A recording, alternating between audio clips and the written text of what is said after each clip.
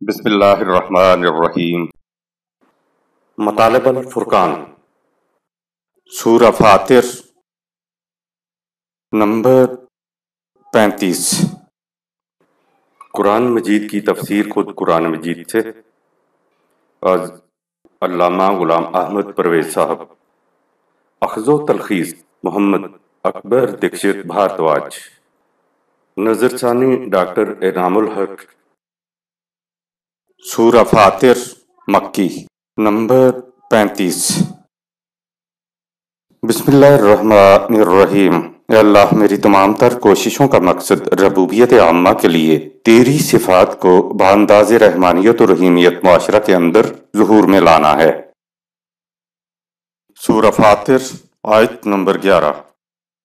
واللہ خلقکم من تراب ثم من نطفة ثم جعلکم ازواجا وما تحمل من انثى ولا تضع الا بعلمه وما يعمر من معمر ولا ينقص من عمره إلا في كتاب إن ذلك على الله يسير۔ خدا نے تمہاری پیدائش مٹی سے کی، پھر زندگی ارتقائی منازل طے کرتی ہوئی اس مرحلے میں پہنچی جہاں پیدائش بذریعہ توالد و تناسل ہوتی ہے۔ اس مقصد کے لیے ایک ہی نو دو حصوں نر و مادہ میں تقسیم ہوئی۔ ان نر و مادہ دونوں کے امتزاج سے قانون خداوندی کے مطابق رحم میں حمل قرار پاتا ہے اور اسی کے قانون کے مطابق جنین کی پیدائش ہوتی ہے۔ اس کے بعد کون کتنی لمبی عمر جیتا ہے اور کس کی عمر میں کمی ہو جاتی ہے، یہ بھی خدا کی مقرر کردہ طبعی قانون کے مطابق ہوتا ہے، اور یہ سب کچھ خدا کے قانون کے مطابق بڑی آسانی سے ہوتا چلا جاتا ہے۔ انسانی رفاقت کی بنا پر کروڑوں اربوں سال پر محیط مراحل اب صرف 9 ماہ میں طے ہو جاتے ہیں۔ صحیح نظریہ حیات کلمہ طیب انسان کی صلاحیت بخش اعمال کے زور پر کس طرح آگے بڑھتا ہے اور اوپر اٹھتا ہے، اس کی جیتی جاگتی مثال خود انسان کی اپنی زندگی ہے۔ غور کریں کہ انسان کو موجودہ پیکر میں پہنچنے کے لیے کتنے کروڑوں اربوں سال لگے، لیکن بذریعہ توالد و تناسل انسانی بچہ صرف 9 ماہ میں دنیا میں آ جاتا ہے اور 20 سال بعد نوجوان ہو جاتا ہے۔ جب خدا کے قانون کے ساتھ انسانی رفاقت شامل ہو تو نتیجہ انسانی حساب و شمار سے برآمد ہوتا ہے۔ خدا کے قانون ارتقاء کلمہ میں بڑھنے اور بلند ہونے کی صلاحیت موجود ہوتی ہے، کیونکہ وہ طیب ہوتا ہے اور انسانوں کی صلاحیت بخش اعمال اسے اوپر اٹھائے چلے جاتے ہیں۔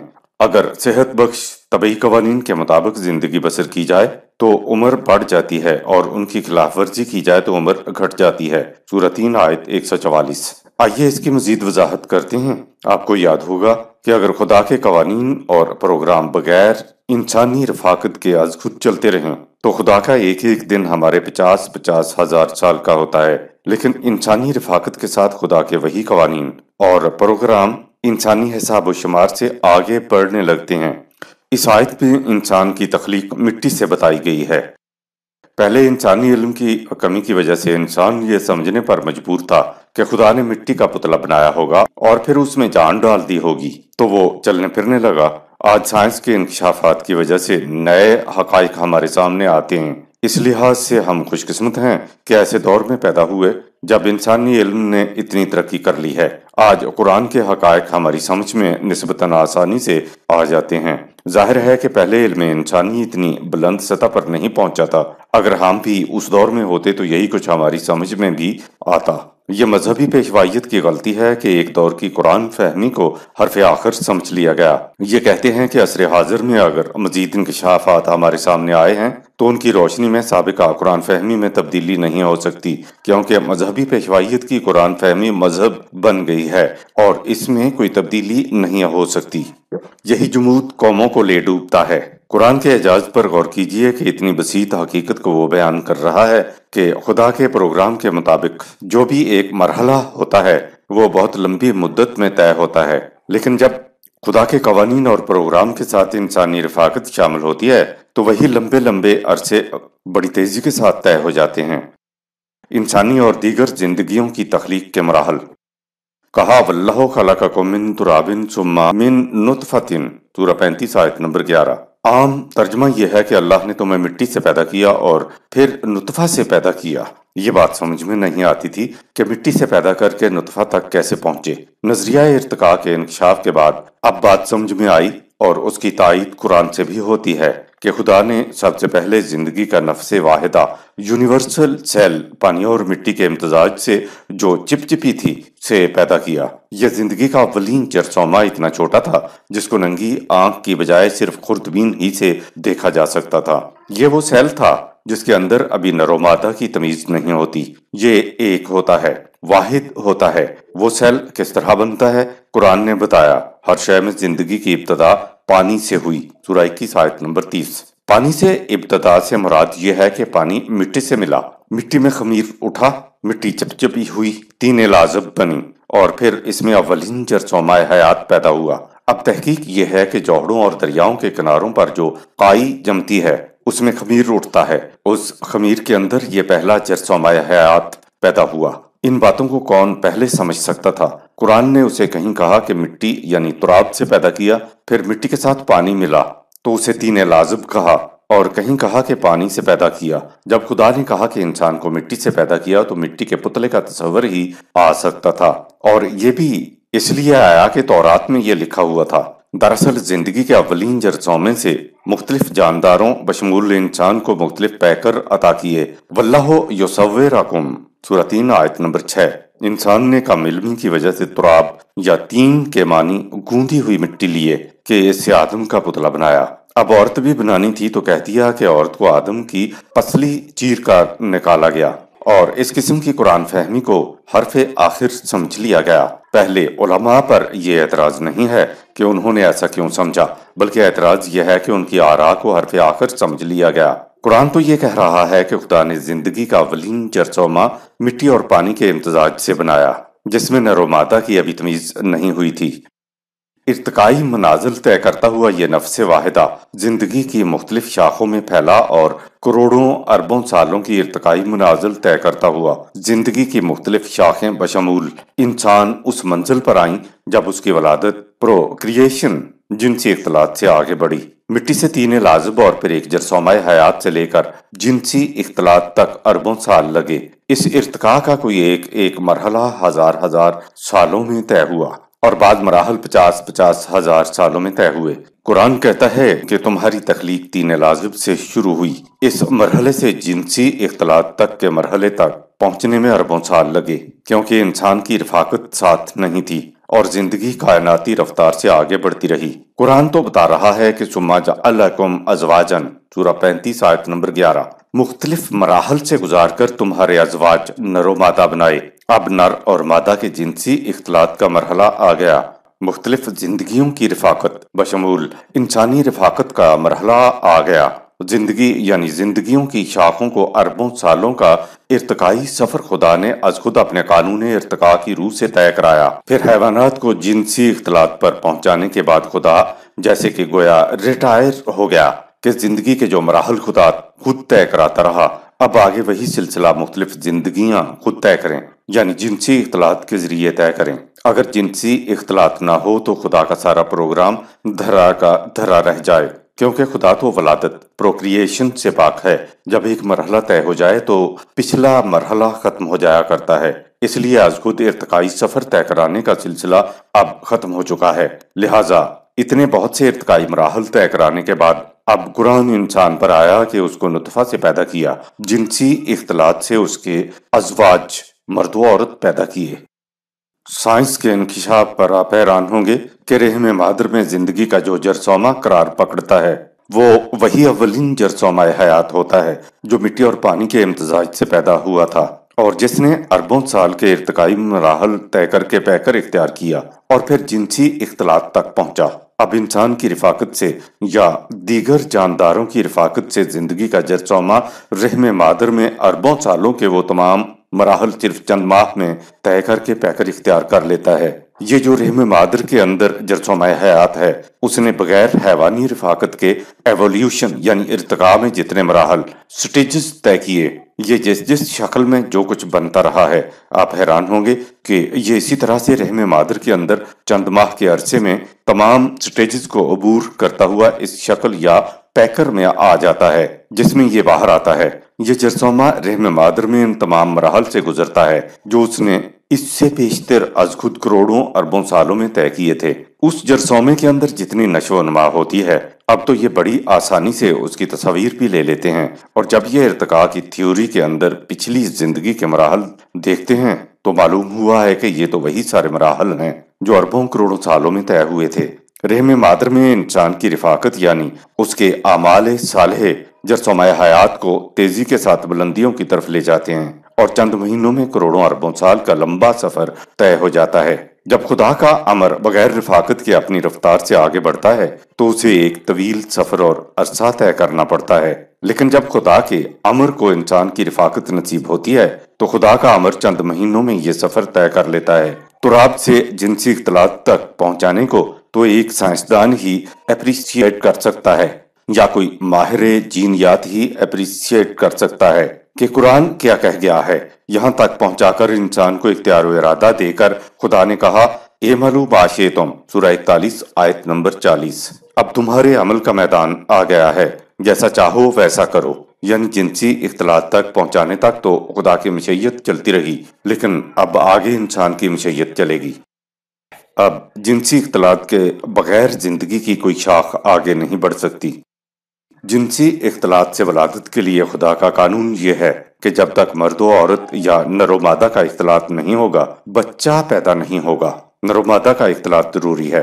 ٹھیک ہے، خدا اپنی قدرت سے کائنات کو عدم سے وجود میں لایا، سورہ 2 آیت 117، لیکن جب وہ زندگی کو نر و مادہ کے اختلاط تک لے آیا تو اب خدا بھی نر و مادہ کے بغیر اپنی قدرت سے بچے کی ولادت نہیں کرتا۔ اس نے کہہ دیا کہ خدا کا کوئی بیٹا نہیں ہے، اور اس کی وجہ یہ بتائی کہ اس کی بیوی نہیں ہے، یعنی اب بیٹا یا بیٹی کا پیدا ہونا مرد و عورت یا نر اور مادہ کے اختلاط پر منحصر ہوگا۔ خدا بھی اب یہ نہیں کرتا کہ اختلاط کے بغیر ولادت کے عمل کو مکمل کر دے۔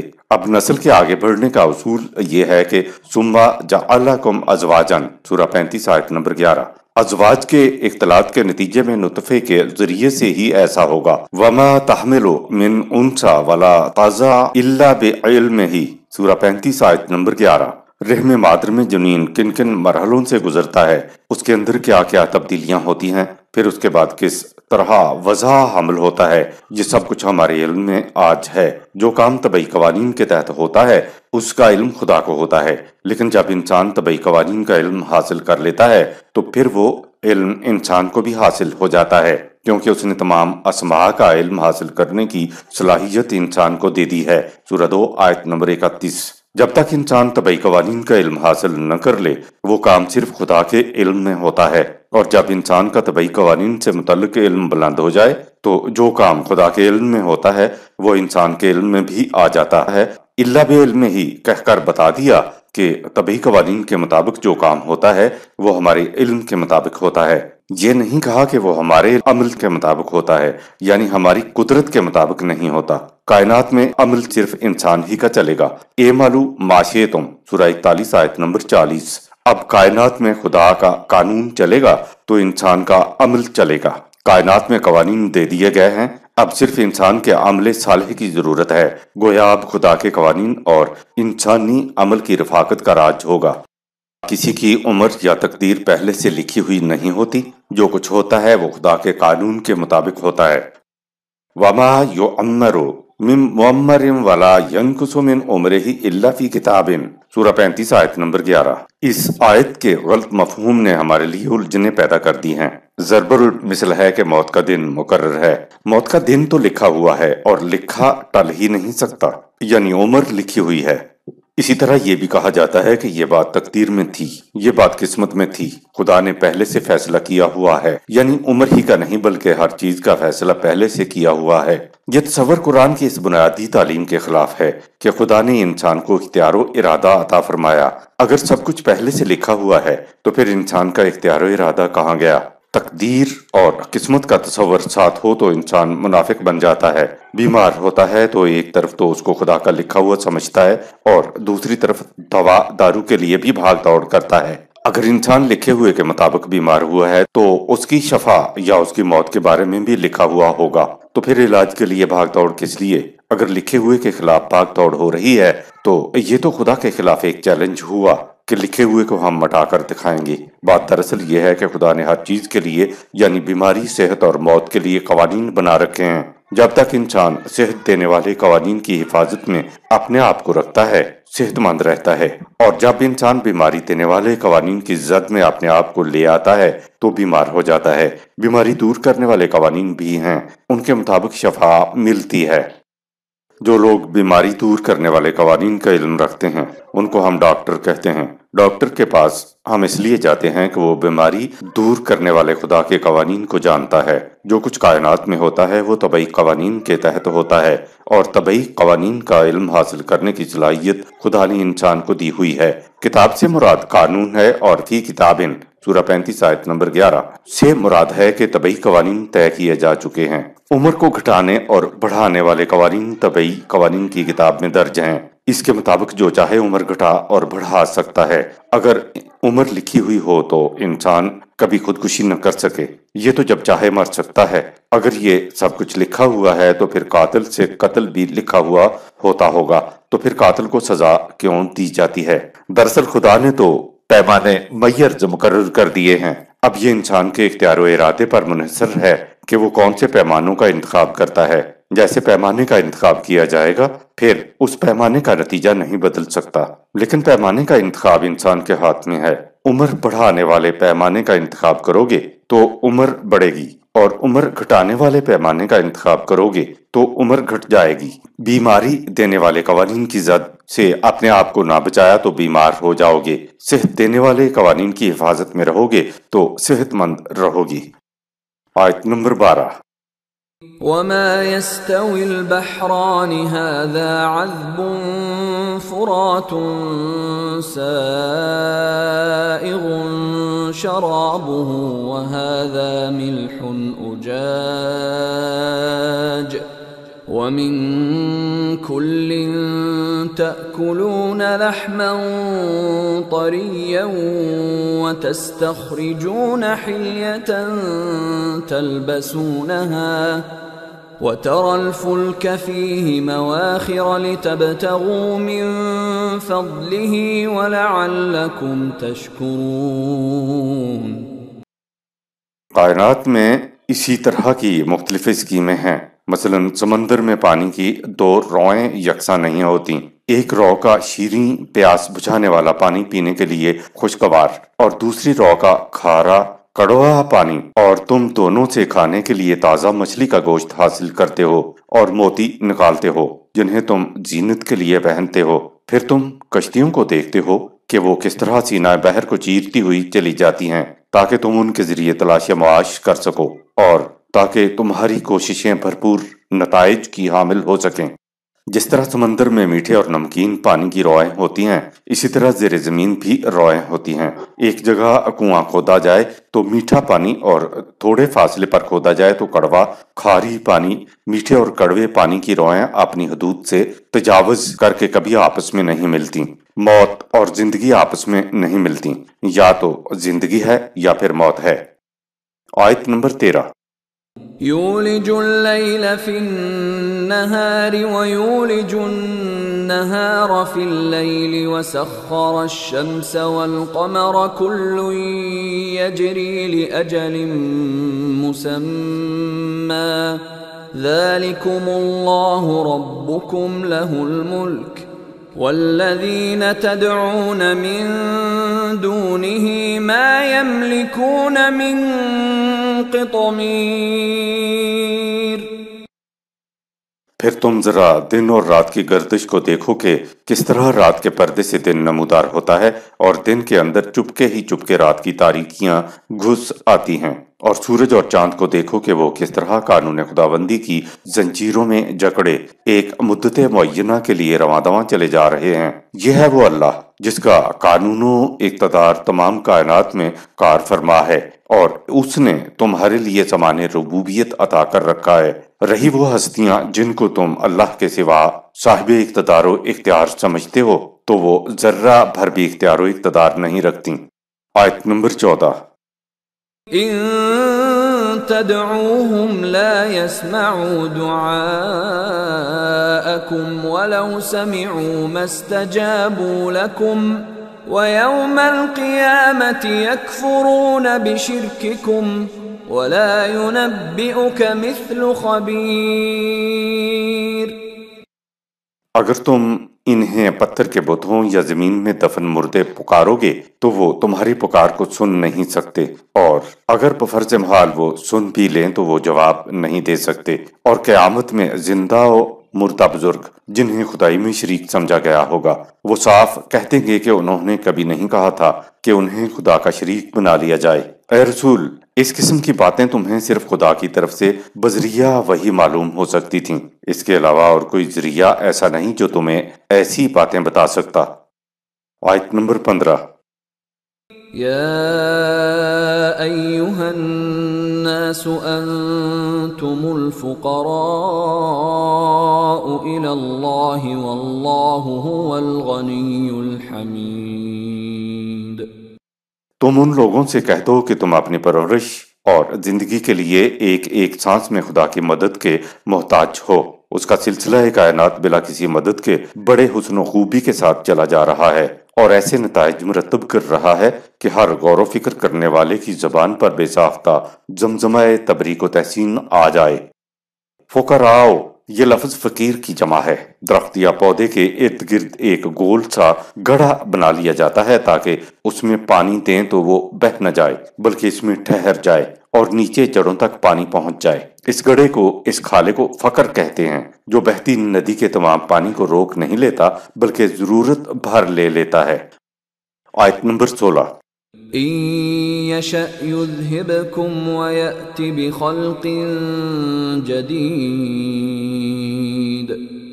اس کی قوتوں اور تمہاری بے بسی کا تو یہ عالم ہے کہ اگر وہ چاہے تو تمہیں فنا کر دے اور تمہاری جگہ ایک نئی مخلوق پیدا کر دے جو تم سے بہتر ہو۔ اگر جگہ لینے والی مخلوق بہتر نہ ہو تو عبث کام کرنے کی خدا کو کیا ضرورت۔ آیت نمبر 17۔ وما ذلك على الله بعزيز۔ یہ بات اللہ کے لیے کچھ بھی مشکل نہیں ہے۔ آیت نمبر 18۔ ولا تزر وازرة وزر أخرى وإن تدع مثقلة إلى حملها لا يحمل منه شيء ولو كان ذا قربى إنما تنذر الذين يخشون ربهم بالغيب وأقاموا الصلاة ومن تزكى فإنما يتزكى لنفسه وإلى الله المصير۔ دنیا و آخرت میں جب ہمارا قانون بالادست ہوگا تو کوئی بوجھ اٹھانے والا کسی دوسرے کا بوجھ نہیں اٹھائے گا۔ اگر کوئی اپنے اعمال کے بوجھ کے نیچے دب رہا ہو اور کسی کو خواہ اس کا کتنا ہی قریبی کیوں نہ ہو بوجھ بٹانے کے لیے بلائے تو کوئی شخص ایسا نہیں کر سکے گا۔ اے رسول، تمہاری تنظیر سے تو صرف وہی لوگ فائدہ اٹھا سکتے ہیں جو قوانین خداوندی کے اندھے کے نتائج اور زندگی کی ان غیر مرئی حقیقتوں پر ایمان رکھتے ہوں جو اعمال کے نتائج کے طور پر بعد میں سامنے آتی ہیں۔ ایسے لوگ نظام صلاحت کو قائم کرتے ہیں اور جو دوسروں کی نشو و نما کرتا ہے تو اس سے خود اس کی اپنی ذات کی نشو و نما ہوتی ہے۔ یاد رکھو، تمام معاملات قانون خداوندی کے مطابق طے پاتے ہیں اور خدا کا قانون ہی معاملات کے لیے آخری پناہ گاہ ہوتا ہے۔ قانون مکافات کا اصول یہ ہے کہ جو کرتا ہے وہی بھرتا ہے، اس کی جگہ عمل کے نتائج کو کوئی اور نہیں بھگتتا۔ اسی دنیا میں دیکھ لیں کہ جو اپنی صحت خراب کرتا ہے تو اسی کی صحت خراب ہوتی ہے، دوسرا اس کے لیے ہمدردی کے الفاظ تو کہہ سکتا ہے، دوائی لا کر دے سکتا ہے، مگر جو درد اس کو ہو رہا ہوتا ہے اس کو نہیں بانٹ سکتا۔ درد تو اسی کو برداشت کرنا ہوگا جس کو درد ہو رہا ہے، یا صبح کی سیر کوئی کرتا ہے تو اس سے اسی کی صحت بہتر ہوگی، کسی دوسرے کی نہیں، یا کوئی اپنی صحت کو اپنے بہت زیادہ پیارے کی طرف منتقل نہیں کر سکتا۔ اسی کو تو انفرادیت کہتے ہیں۔ ہر فرد کے ہر عمل کا اثر اس کی اپنی ذات پر ہوتا ہے، کسی دوسرے پر نہیں ہوتا۔ آیت نمبر 19۔ وما يستوي الأعمى والبصير، بتاؤ کیا اندھا اور آنکھوں والا دونوں برابر ہوتے ہیں؟ وہی خداوندی کی روشنی میں زندگی بسر کرنے والے آنکھوں والے ہیں اور مفاد پرستیوں کی راہ اختیار کرنے والے اندھے ہیں، تو کیا نتائج کے اعتبار سے دونوں برابر ہو سکتے ہیں؟ آیت نمبر 20۔ ولا الظلمات ولا النور، بتاؤ کیا تاریکی اور روشنی ایک جیسی ہوتی ہے؟ آیت نمبر 21۔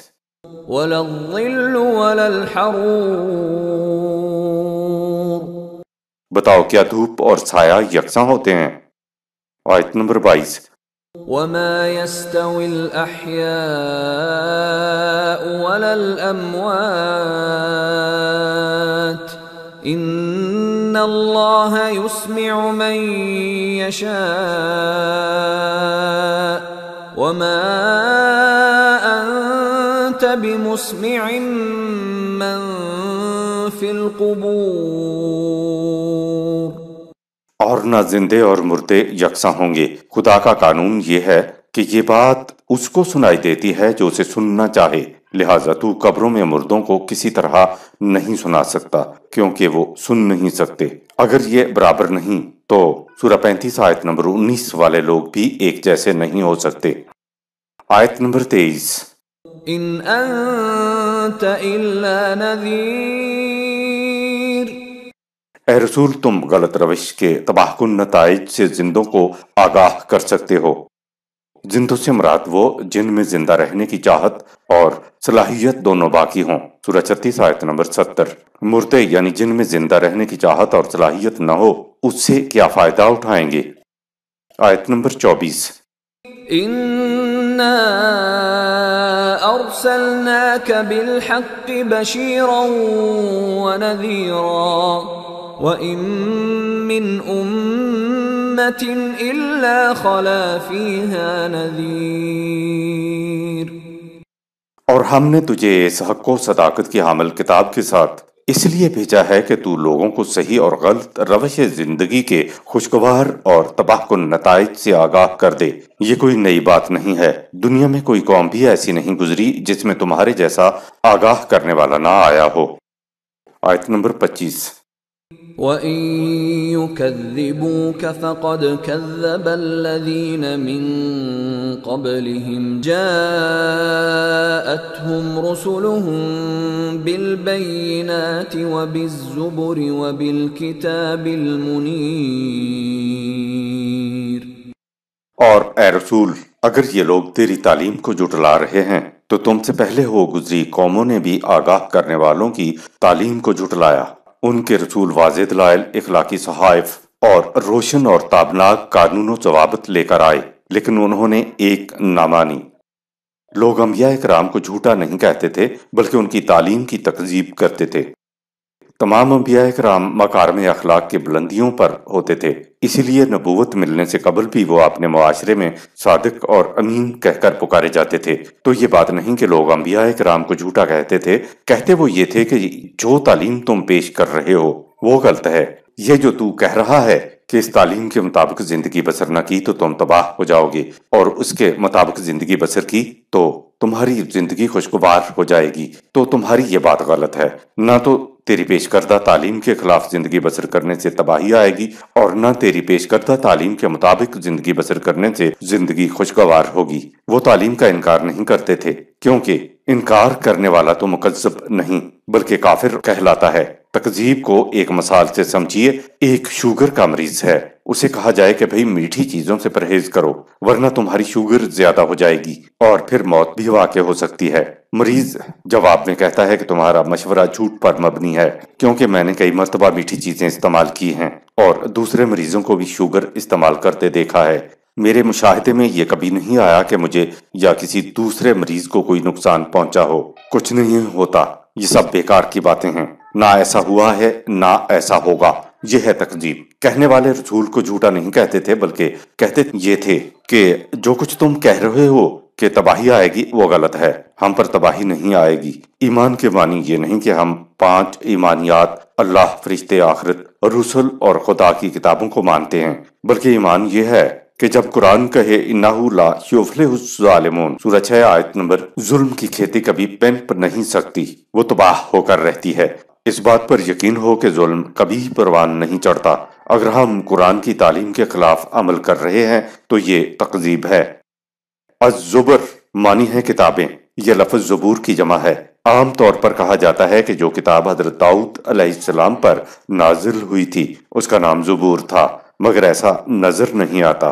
عربی زبان میں جلی کتاب، لکھی ہوئی کتاب کو زبور کہتے ہیں۔ آگے زبور کی تشریح کتاب المنیر سورہ 35 آیت 25 کہہ کر دی۔ کتاب کے معنی قوانین اور المنیر کے معنی روشن، واضح کے ہیں۔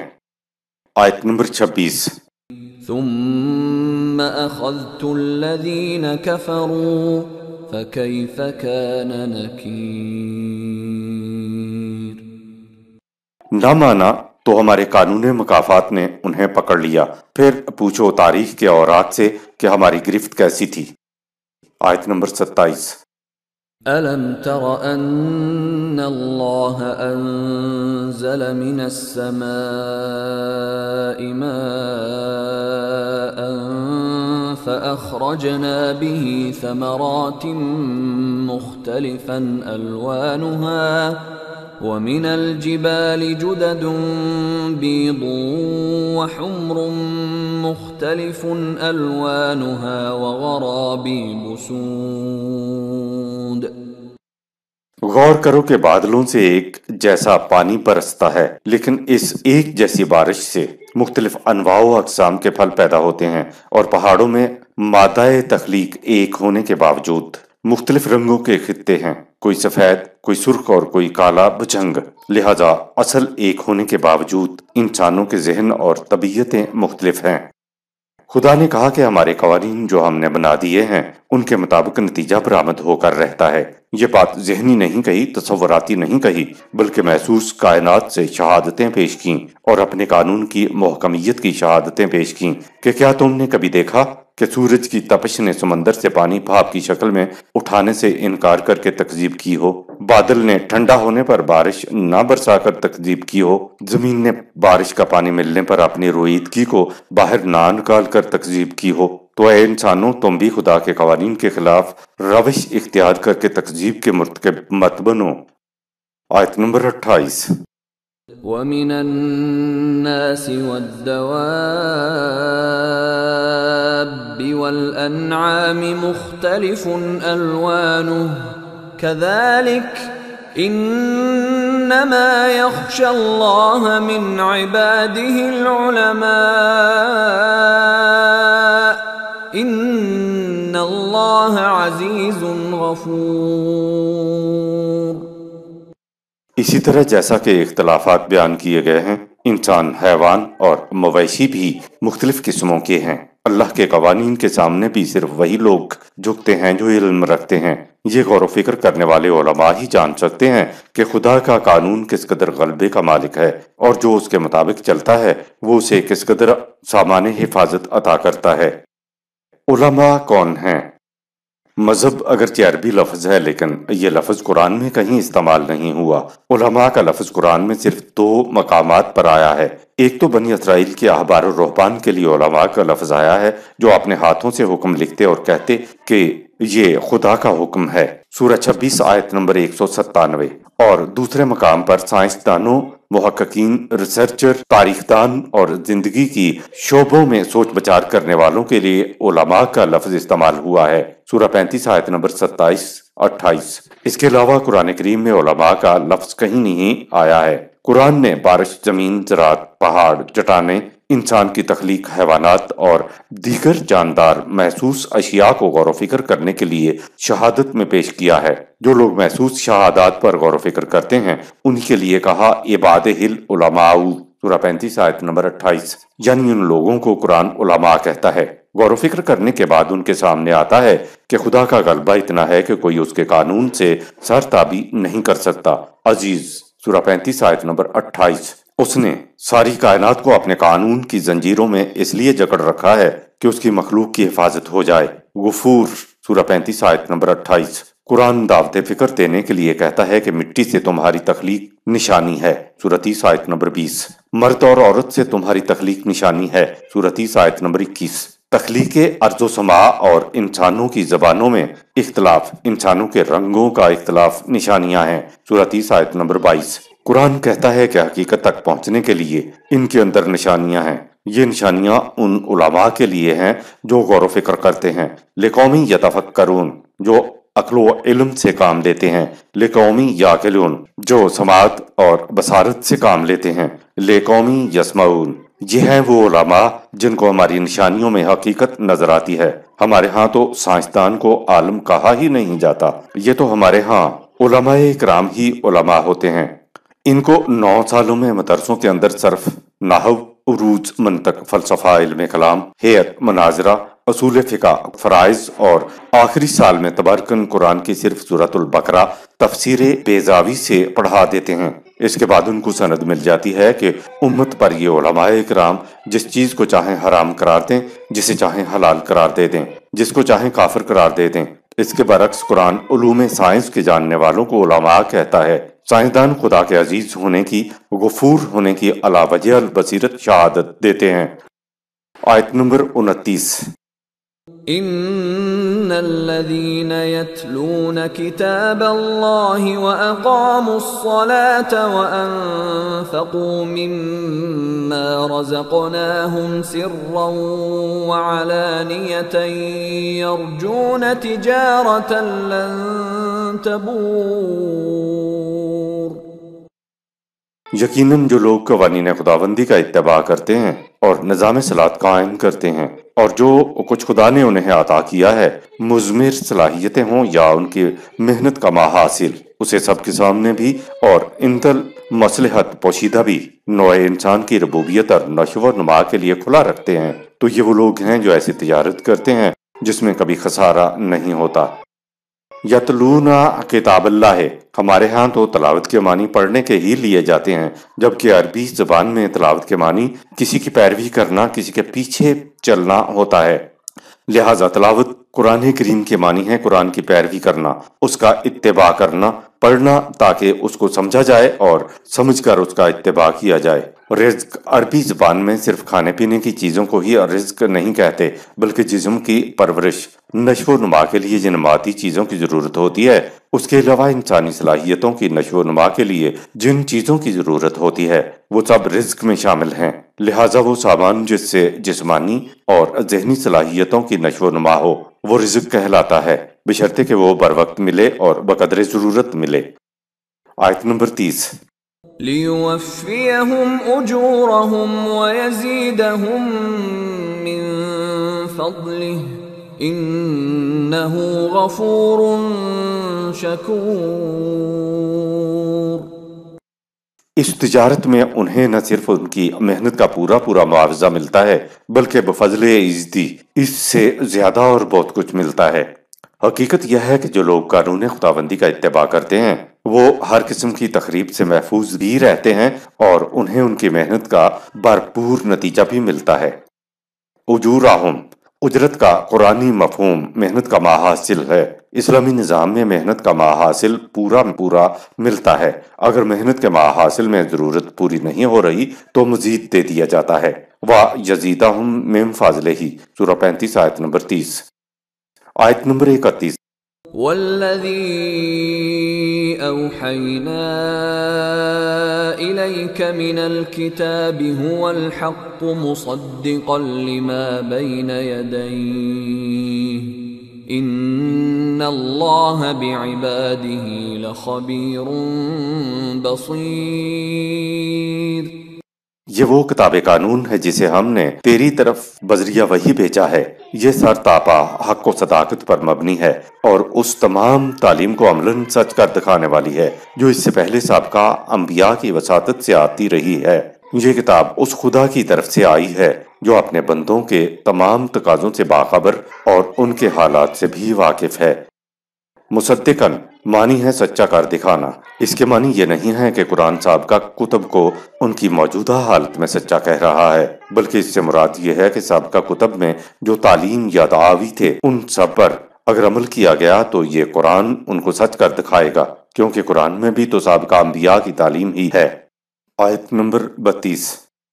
ثم أورثنا الكتاب الذين اصطفينا من عبادنا فمنهم ظالم لنفسه ومنهم مقتصد ومنهم سابق بالخيرات بإذن الله ذلك هو الفضل الكبير۔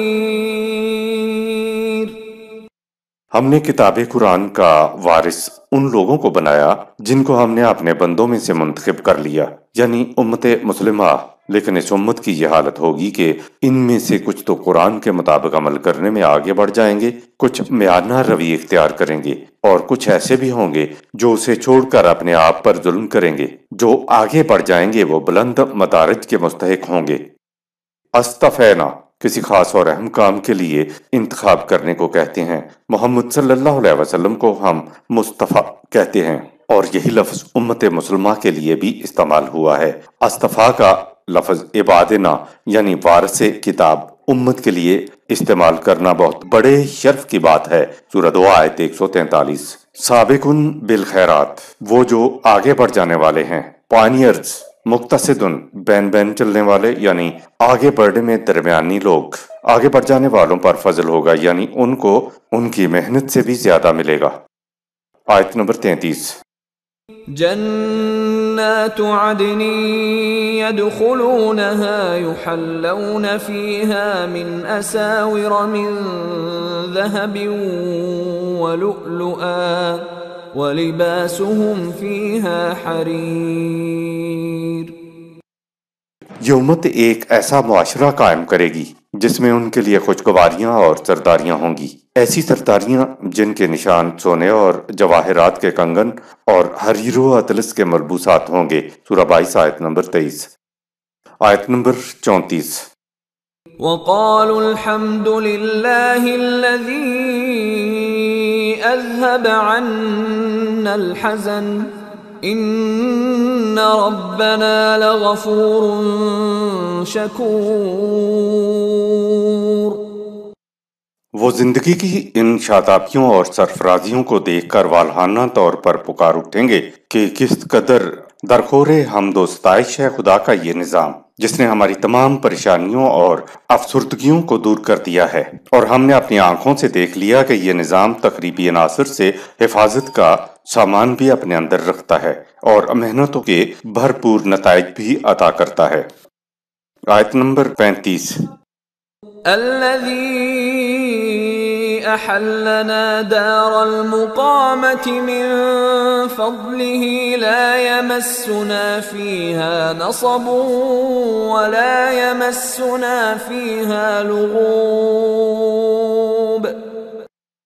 یہ اس نظام کی برکات ہیں کہ ہمیں ایسا معاشرہ نصیب ہو گیا ہے جس میں نہ کوئی جگر پاش مشقت ہے اور نہ ذہنی کاوش اور نفسیاتی افسردگی۔ سورہ 20 آیت نمبر 118۔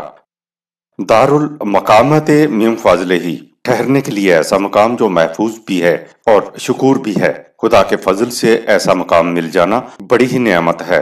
دار المقامت کی دو خصوصیات بتائیں، ایک تو اس میں نصب نہیں ہوگی، نصب کہتے ہیں جگر پاش مشقتوں کے بعد کچھ حاصل ہونا، یعنی ایسی مشقت جس سے کلیجہ شک ہو جائے، نہیں ہوگی۔ دوسری خصوصیت یہ بتائی کہ اس میں لغوب نہیں ہوگا، یعنی ذہنی نفسیاتی تکان نہیں ہوگی۔ قرآن نے کہا یہ ہے کہ دار المقامہ میں نہ تو سخت مشقت کرنے کا سامنا ہوگا اور نہ نفسیاتی افسردگی ہوگی۔ یہ کیفیت اس دنیا کے قرآنی معاشرے میں بھی ہوگی اور اخروی زندگی کی جنت میں بھی۔ آیت نمبر 36۔ والذین کفروا لهم نار جہنم لا يقضى علیہم فیموتوا ولا يخفف عنہم من عذابها كذلك نجزی کل کفور۔ ان کے برعکس جو لوگ اس نظام کی مخالفت کرتے ہیں ان کے لیے ایسا تباہ کن عذاب ہے کہ جس میں نہ ہی ان کو موت آئے گی کہ مر کر عذاب سے چھٹکارا پا جائیں، اور نہ ہی ان کے عذاب میں کچھ تخفیف ہی کی جائے گی کہ انہیں کچھ چین مل جائے۔ سورہ 14 آیت 17، سورہ 20 آیت نمبر 74، سورہ 87 آیت نمبر 13۔ یہ تباہ کن عذاب کسی خاص قوم سے مخصوص نہیں ہے، یہ ہمارا غیر متبدل قانون ہے کہ جو قوم بھی غلط راستہ اختیار کرتی ہے اس کا انجام ایسا ہی ہوتا ہے۔ اہل جہنم کو موت آتی ہے پر نہیں آتی، ایسی زندگی کا قرآن نے کوئی نام نہیں رکھا۔ پچھلی چند آیات میں جنت کا ذکر تھا، اب اگلی چند آیات میں جہنم کا ذکر آتا ہے۔ جہنم کی کیفیت یہ بتائی کہ کسی کی زندگی کا خاتمہ بھی نہیں ہوگا، کیونکہ موت نہیں آئے گی اور نہ ہی جہنم کے عذاب میں کچھ تخفیف ہی کی جائے گی۔ یہ یاد رہے کہ خدا سزا نہیں دیتا، بلکہ جسے ہم سزا کہتے ہیں وہ ہمارے اعمال کا فطری نتیجہ ہوتا ہے۔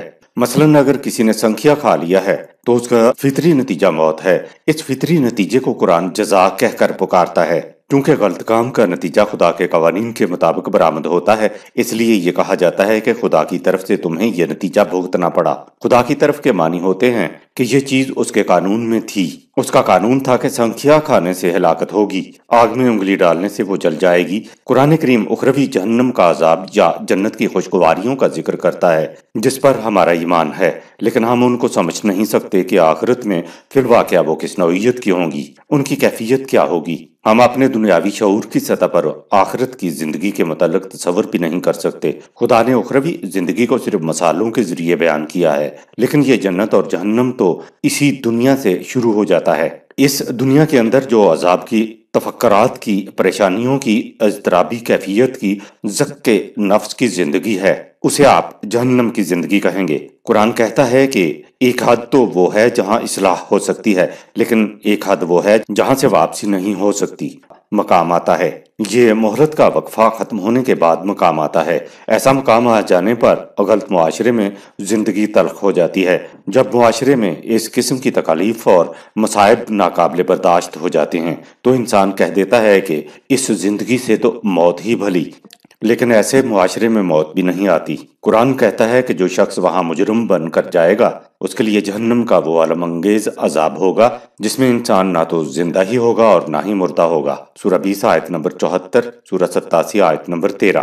انسانیت کی سطح کی زندگی تو شرف و مجد کی حامل زندگی ہوتی ہے، ورنہ سانس لینا تو زندگی نہیں ہے۔ ایک دوسرے مقام پر ہے کہ چاروں طرف سے موت آتی دکھائی دے گی لیکن وہ مرے گا نہیں۔ سورہ 14 آیت نمبر 17۔ طبعی موت تو ایک دفعہ آئی اور سارا معاملہ ختم ہو جاتا ہے، وہ کوئی عذاب نہیں ہوتا، لیکن جہاں جہنم کے معاشرے کی یہ کیفیت ہو کہ چاروں طرف سے موت آتی دکھائی دے لیکن مرتے بھی نہیں۔ غالب کا ایک شعر ہے، مرتے ہیں آرزو میں مرنے کی، موت آتی ہے پر نہیں آتی۔ ایسی زندگی نہ تو مسلسل زندگی ہے اور نہ مسلسل موت ہے۔ اس زندگی کا قرآن نے کوئی نام نہیں رکھا، کیونکہ یہ زندگی ہی نہیں ہے تو اس کا نام کیا ہوتا۔ غلط معاشرے کی زندگی کو قرآن جہنم کہہ کر پکارتا ہے، اور یہی کچھ وہاں اخروی زندگی میں بھی ہوگا، لیکن اخروی زندگی کی جنت اور جہنم کی کیفیت ہماری سمجھ میں نہیں آ سکتی۔ بہرحال اس کیفیت میں تو ہم سب گرفتار ہیں، روز ہم پر بیتتی ہے۔ قیامت موجود تو یہاں ہے، قیامت موجود کا نقشہ یہ ہے کہ چاروں طرف سے موت آتی دکھائی دے گی لیکن موت آئے گی نہیں۔ اگر کوئی قیامت موجود سے فرار ہونا چاہے تو اول تو اپنے ملک کے دروگے باہر نہیں نکلنے دیں گے، اور اگر کسی طرح سے نکل بھی گئے تو دوسرے ملک کے دروگے واپس جہنم میں دھکیل دیں گے۔ آج تو کوئی ہجرت کرنا بھی چاہے تو وہ بھی ممکن نہیں رہا۔ جب خدا انسانوں کے بارے میں جنت و دوزخ کی کیفیت بیان کرتا ہے تو یہ نہیں کہ وہ جنت و دوزخ سے گزر چکا ہے، اس لیے اس کو تجربہ ہے، اور تجربے کی بنیاد پر وہ جنت اور دوزخ میں انسانوں کی کیفیت بیان کرتا ہے۔ ان کیفیات کو خدا اپنے علم کی بنا پر بیان کرتا ہے، کیونکہ وہ علیم بھی ہے اور خبیر بھی ہے۔ وہ تو ہر قسم کے انسانی جذبات سے پاک ہے۔ جذبہ شکر لوگوں کے اندر احترام پیدا کرتا ہے، جبکہ جذبہ کفور کا نتیجہ نفرت، حسد، تنگ نظری ہوتا ہے۔ کذالک نجزی کل کفور، سورہ 35 آیت نمبر 36۔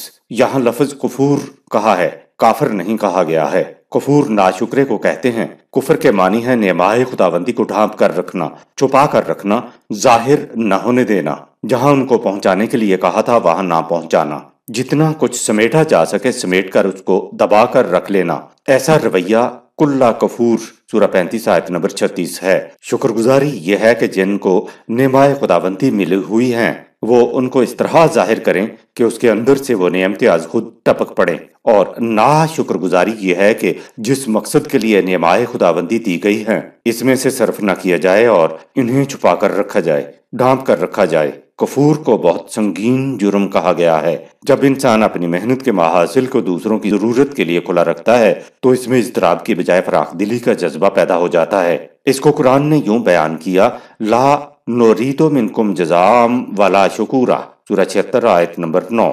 دلوں میں اس قدر فراخی پیدا ہو جاتی ہے کہ پھر وہ نہ تو جزا کے اور نہ شکریہ کے مطمئن ہوتے ہیں۔ جب معاشرے کے افراد کو احساس ہو جائے کہ فلاں شخص نے فلاں کام ہمارے لیے کیا ہے، یہاں تک کہ اپنی محنت کے محاصل کو بھی دوسروں کی ضروریات کو پورا کرنے کے لیے کھلا رکھتا ہے، تو معاشرے کے دلوں میں ایسے شخص کے لیے احترام کا جذبہ پیدا ہوگا۔ اگر معاشرے کے افراد صرف اپنے لیے ہی سب کچھ کریں اور سمیٹ کر رکھ لیں تو پھر فراخ دلی کی بجائے نفرت، حسد، تنگ نظری کی شکایت معاشرے میں عام ہوگی۔ جس معاشرے میں ہر شخص دوسروں کا احترام اور ان کی ضروریات کو پورا کرنے میں لگا ہوا ہو تو معاشرے میں محبت و مودت کا جذبہ ابھر کر آئے گا۔ معاشرے کا ایسا ہونا انسان کی اپنی ذات کی نشو و نما کے لیے بڑی چیز ہے۔ جس معاشرے میں ہر فرد دوسرے سے شاکی ہو تو پھر نگاہ میں وسعت پیدا نہیں ہو سکتی۔ ایسے جہنم میں ایک اضطراب کی آگ چاروں طرف سے دلوں کو لپیٹے ہوئے ہوتی ہے۔ سورہ 104 آیات 6-7۔ آیت نمبر 37۔ وَهُمْ يَصْطَرِخُونَ فِيهَا رَبَّنَا أَخْرِجْنَا نَعْمَلْ صَالِحًا غَيْرَ الَّذِي كُنَّا نَعْمَلُ أَوَلَمْ نُعَمِّرْكُمْ مَا يَتَذَكَّرُ فِيهِ مَنْ تَذَكَّرَ وَجَاءَكُمُ النَّذِيرُ فَذُوقُوا فَمَا لِلظَّالِمِينَ مِن نَصِيرٍ۔ یہ وہاں تباہ کن عذاب میں چیخیں چلائیں گے اور کہیں گے کہ اے ہمارے پروردگار، تو ہمیں ایک بار یہاں سے نکال دے، پھر دیکھ ہم کس طرح اپنی سابقہ روش کے خلاف تیرے بتائے ہوئے طریقہ کے مطابق اچھے کام کرتے ہیں۔ ان سے کہا جائے گا کہ کیا تمہیں اتنی عمر نہیں دی گئی تھی کہ تم میں سے جو ہمارے قانون کے مطابق نصیحت حاصل کرنا چاہتا وہ اس کے لیے کافی ہوتی، اور پھر تمہارے پاس وہ رسول بھی آ گیا تھا جس کی تم نے ایک نہ مانی، سو اب تم اپنے اعمال کے نتائج بھگتو، اس لیے کہ ظلم کرنے والوں کا کوئی مددگار نہیں ہو سکتا۔ آیت نمبر 38۔ ان اللہ عالم غیب السماوات والارض انہ علیم بذات الصدور۔ یقیناً اللہ کائنات کی پستیوں اور بلندیوں میں چھپی ہوئی ہر بات کا علم رکھتا ہے، اسی طرح وہ انسانوں کے دل کی گہرائیوں میں پوشیدہ خیالات تک سے بھی واقف ہے۔ آیت نمبر 39۔ هو الذي جعلكم خلائف في الأرض فمن كفر فعليه كفره ولا يزيد الكافرين كفرهم عند ربهم إلا مقتا ولا يزيد الكافرين كفرهم إلا خسارا۔ وہ اپنے قانون مکافات کی روح سے ایک قوم کو دوسری قوم کا جان نشین بناتا ہے، سو جو قوم اس کے قوانین سے انکار کر کے اپنی خود ساختہ روش پر چل نکلتی ہے اسے اس کے تباہ کن نتائج بھگتنے پڑتے ہیں۔ یاد رکھو صحیح روش سے انکار کا نتیجہ اس کے سوا کچھ اور نہیں ہو سکتا کہ وہ قوم انعامات خداوندی سے محروم رہے، لہٰذا جوں جوں وہ قوم کفر کی روش میں آگے بڑھتی چلی جاتی ہے اس کے نقصانات میں اضافہ ہوتا چلا جاتا ہے۔ مقتن سورہ 35 آیت نمبر 39۔ عمومی ترجمہ کیا جاتا ہے معاذ اللہ کہ اس سے خدا کا بغض بڑھتا ہے، یہ صحیح نہیں ہے۔ خدا انسانوں کے تمام مذموم جذبات سے پاک ہے۔ انسان کی غلطی یہ ہے کہ وہ اپنے مذموم جذبات کو خدا کی طرف منسوب کر دیتا ہے۔ اس لفظ کا مطلب یہ ہے کہ تمہارے اعمال قوانین خداوندی سے ہم آہنگ نہیں ہیں، تو جس قدر تم غلط روش پر چلتے چلے جا رہے ہو قوانین خداوندی سے تمہاری دوری اتنی ہی بڑھتی چلی جا رہی ہے۔ یہ ہے اس لفظ کے معنی۔ خدا بغض، حسد اور انتقام کے جذبوں والا خدا نہیں، وہ تو رحمان و رحیم ہے۔ خدا کے قوانین سے انسان کی بڑھتی ہوئی دوری سے خود اس کا اپنا نقصان بڑھتا چلا جاتا ہے۔ وہ تو خدا ہے، اگر بغض، حسد اور انتقام کے جذبات کو کسی انسان کی طرف بھی منسوب کیا جائے تو اس کو اچھا انسان نہیں سمجھا جاتا۔ آیت نمبر 40۔ قل أرأيتم شركاءكم الذين تدعون من دون الله أروني ماذا خلقوا من الأرض أم لهم شرك في السماوات أم آتيناهم كتابا فهم على بينة منه بل إن يعد الظالمون بعضهم بعضا إلا غرورا۔ غلط روش لوگوں سے کہو کہ تم اقتدار خداوندی کے ساتھ جن دوسری ہستیوں کے اقتدار و اختیار کو شریک کرتے ہو، مجھے ذرا بتاؤ تو صحیح انہوں نے زمین میں کیا پیدا کیا ہے، یا آسمانوں میں وہ کون سا شعبہ ہے جس میں وہ خدا کے شریک کار ہیں، یا کیا ہم نے غلط روش لوگوں کی طرف کوئی ایسی کتاب بھیجی ہے جس میں یہ واضح لکھا ہوا پاتے ہیں کہ تم خدا کے ساتھ ان قوتوں کو شریک سمجھو؟ نہیں، ان باتوں میں سے کوئی بات بھی نہیں ہے، بلکہ بات یہ ہے کہ حقوق انسانیت میں کمی کرنے والے مفاد پرست لوگ خود بھی دھوکہ کھا رہے ہیں اور دوسروں کو بھی دھوکہ دے رہے ہیں۔ الا غرورا، خود بھی دھوکے میں ہوتے ہیں اور دوسروں کو بھی دھوکے میں رکھتے ہیں۔ آیت نمبر 41۔ ان اللہ یمسک السماوات والارض ان تزولا ولئن زالتا ان امسکہما من احد من بعده انہ کان حلیما غفورا۔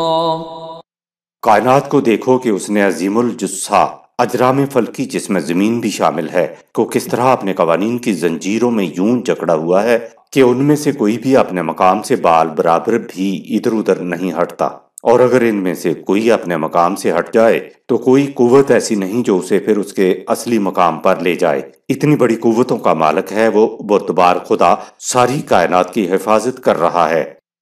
آیت نمبر 42۔